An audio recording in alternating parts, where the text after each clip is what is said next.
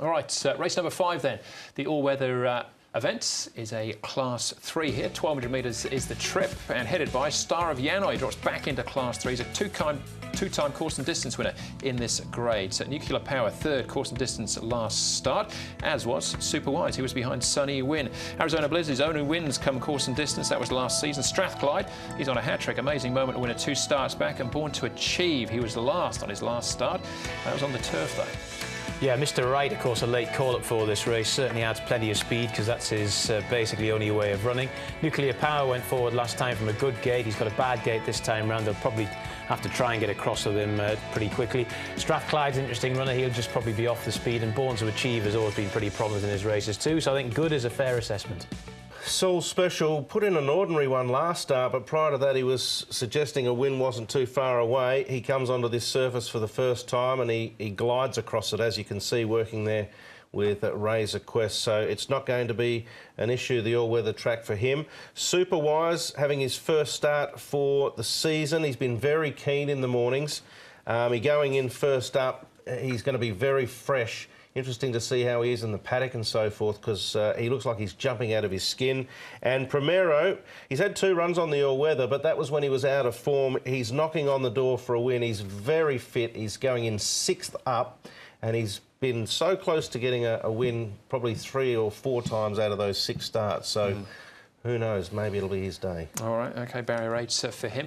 Going to start off with Nuclear Power. A couple of others in here as well. Pakistan Baby, a regular in this sort of contest, and Born to Achieve as well, behind Mythical Emperor. Yeah, this was a decent effort from Nuclear Power. Just slightly concerned about the move from a good gate to a bad gate. He was on the shortlist, but in the end I couldn't quite find room for him. Born to Achieve, I'm still not convinced he's an apprentice ride. He gets apprentices riding him all the time, but I think he needs some pretty strong handling, so I'll wait until there's a more professional jockey on him.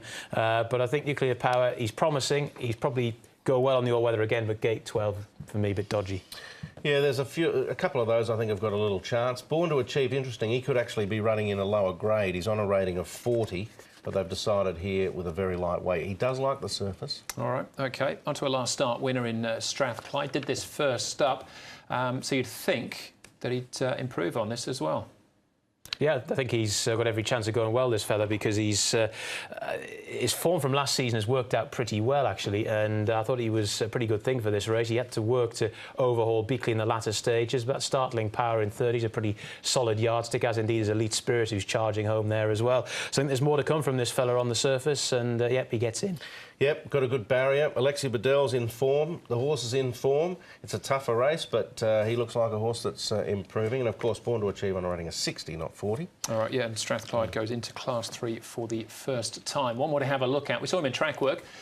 This is Super Wise, finishing in the middle of the field here, but we're going back a little bit for him. He was gelded in the off-season. He might have been towards the end of last season, actually. But, yes, first up for him. When he first arrived here, he ran some good races. He was second behind Ace King down the straight 1,000. He had some form around Magic Legend as well.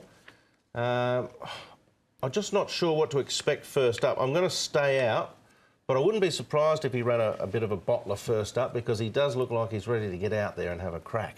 Yeah, they've been quite patient with him so far this season. I think he'll go quite well. Gate 10's not ideal, but I think he'll go all right. All right, first leg of the 6 up here then. Brett, how did you line him up for this one? I found it a tricky one, Andrew. I'm going to go with one I've tipped before, and he's very unreliable, but Arizona Blizzard absolutely stormed down the middle of the track in a recent trial, which is something I've seen him do on race day in the past. He is hit-miss, there's no doubt about it, so you have to take him with a pinch of salt. But Matthew Chadwick has been aboard in his last few pieces of work. Matthew's going to Mauritius next weekend as well for a jockey series, so I think he'll like to find some form. 7, 8, 9, 2, Strathclyde, Primero, Saul Special, but I'm going to go with a 7 each way here.